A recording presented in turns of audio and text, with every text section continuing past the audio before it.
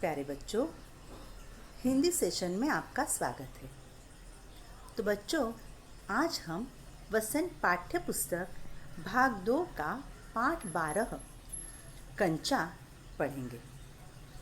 तो इसके पहले हम कंचा पाठ पढ़ चुके हैं। आज हम इसे फिर से इसकी पुनरावृत्ति करेंगे।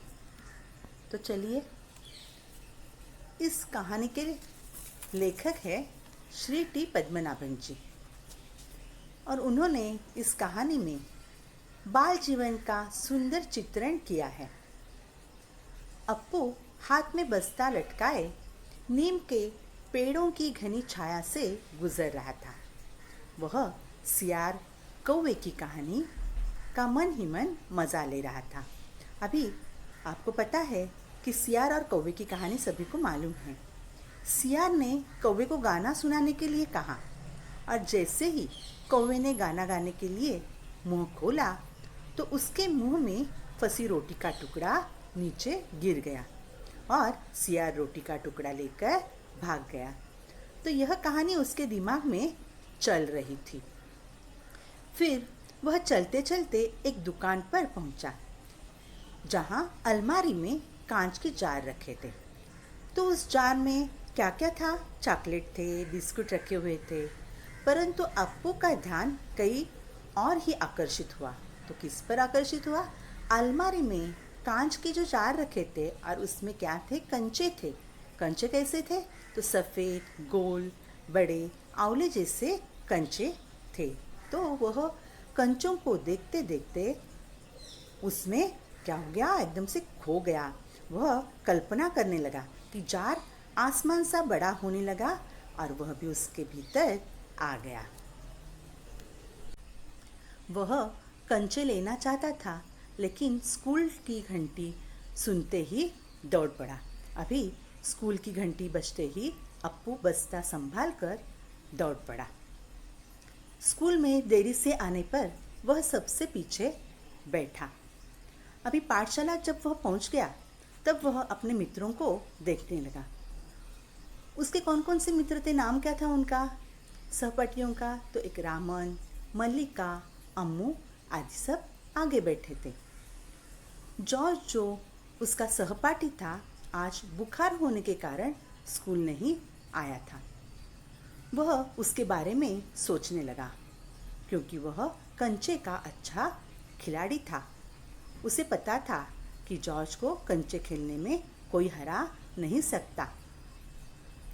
मास्टर साहब उस समय रेलगाड़ी के बारे में पढ़ा रहे थे।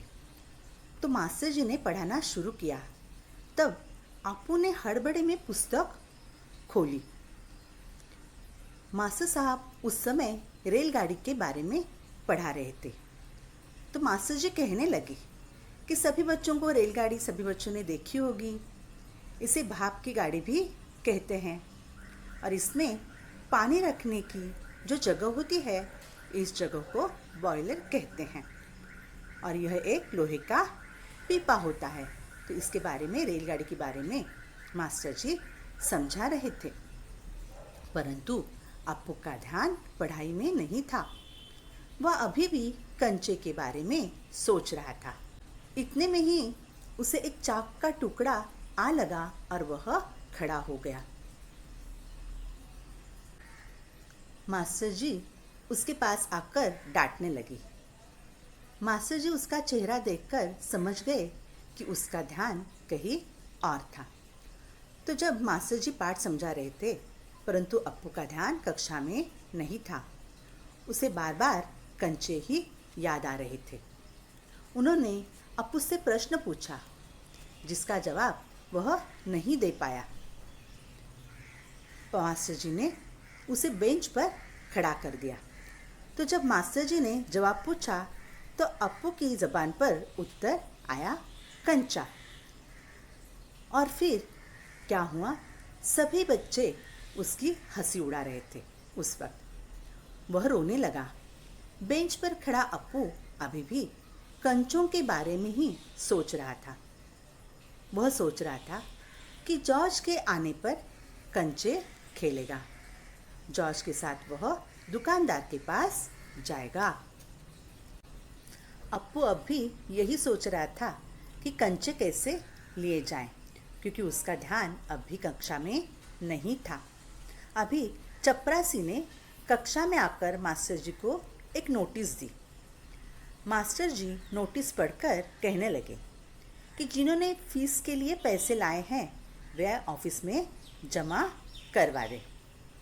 मास्टर जी ने सब बच्चों को फीस भरने के लिए भेजा। सभी बच्चे अपनी फीस जमा करने ऑफिस में गए। मास्टर जी के कहने पर अप्पू भी बेंच से उतरकर फीस भरने गया। बच्चे एक एक करके फीस भरने लगे, परंतु अप्पू ने फीस जमा नहीं की। अप्पू अभी भी कंचे के बारे में ही सोच रहा था। घंटी बजने पर सभी बच्चे कक्षा में आ गए। पाठशाला छूटने के बाद अप्पू दुकान पर पहुंच गया। दुकान पर पहुंचकर वह शीशे के जार में रखे कंचे देखने लगा। उसने अपनी फीस के 1 रुपया 50 पैसे के उस दुकानदार से कंचे खरीद लिए, जो पिताजी ने फीस के लिए दिए थे, और उन पैसों से उसने कंचे खरीद लिए। पिताजी ने उसे 1 रुपया 50 पैसे फीस के लिए दिए हुए थे। दुकानदार भी इतने पैसे देखकर एकदम से हैरान हो गया। फिर उसने सोचा कि सभी मित्रों के लिए ये खरीद रहा होगा। तो फिर जब वह कंचे लेकर घर आ रहा था तो रास्ते में उन्हें देखने के लिए जैसे ही कागज की पोटली खोली तो सारे कंचे बिखर गए। तो सारे कंचे सड़क के बीचों बीच बिखर गए। अब वह उन्हें चुनने लगा। अपनी किताबें बाहर निकाल वह कंचे बस्ते में डालने लगा। तभी एक गाड़ी आई और वहां रुक गई। गाड़ी के ड्राइवर को अप्पू पर बहुत गुस्सा आ गया। क्यों? क्योंकि वह सड़क के बीचों बीच क्या कर रहा था? कंचे, बिखरे हुए कंचों को चुन रहा था। पर उसे खुश देखकर वह मुस्कुराकर फिर चला गया। अप्पू आज घर देरी से पहुंचा था। जब अप्पू घर पहुंचा और माँ को कंचे दिखाए तो माँ इतने सारे कंचे देखकर हैरान रह गई। अप्पू ने बताया कि पिताजी ने फीस के लिए जो पैसे दिए थे उन पैसों से उसने कंचे खरीद लिए हैं। माँ ने कहा कि अब खेलोगे किसके साथ? यह कहकर माँ रोने लगी, क्योंकि उसकी एक बहन थी मुन्नी, जो अब दुनिया में नहीं रही थी।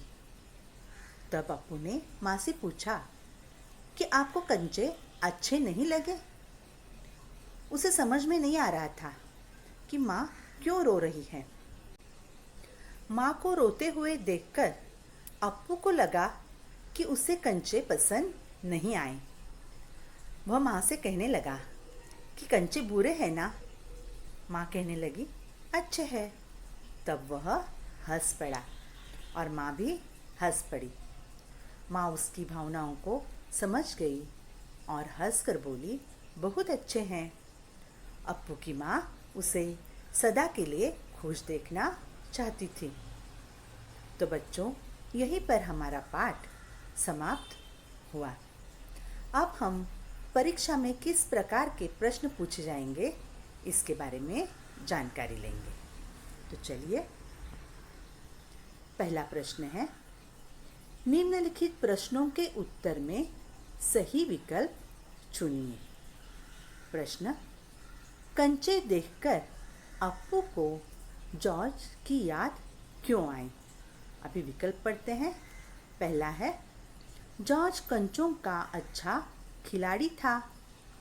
दूसरा विकल्प है, वह उसके साथ खेलना चाहता था। और तीसरा विकल्प है, जॉर्ज ने अप्पू को बुलाया था। तो इनमें से जो सही विकल्प है वह क है, जॉर्ज कंचों का अच्छा खिलाड़ी था।